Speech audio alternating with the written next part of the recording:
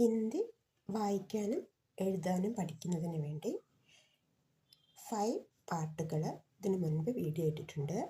ആദ്യ സ്വരാക്ഷരങ്ങൾ വായിക്കുക, അതിനുശേഷം വ്യഞ്ജനാക്ഷരങ്ങൾ, അത് വരുന്ന വേർഡുകൾ, അത് കഴിഞ്ഞ് 2 അക്ഷരം വരുന്ന വേർഡുകൾ, പിന്നെ അടയാളം, ഈ അടയാളം വരെ പഠിച്ചിട്ടുണ്ട്.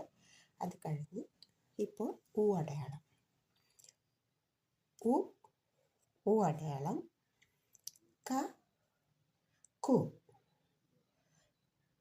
ച ചു, ട ഡു, ത തു, പ പു.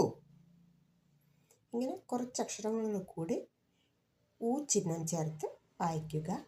അതിനുശേഷം ഊ അടയാളം വരുന്ന വാക്കുകൾ: കുൽ, ചുഹിയ, ഗുലാബ്, സാബുൻ, പുലാവ്.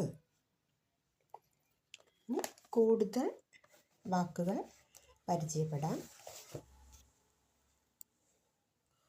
ഊ की मात्रा के शब्द: साबुन, चूहिया, गुलाब, गुड़िया, फुटबॉल, कुल, सोनार, बुढ़िया, खुराक, पुल, बुलबुल, मुसाफिर, बुखार, मुलायम, गुन, कुसुम, खुल, गुजरात, पुलाव, बुन, गुलाब, तुम, चुन, कुवां.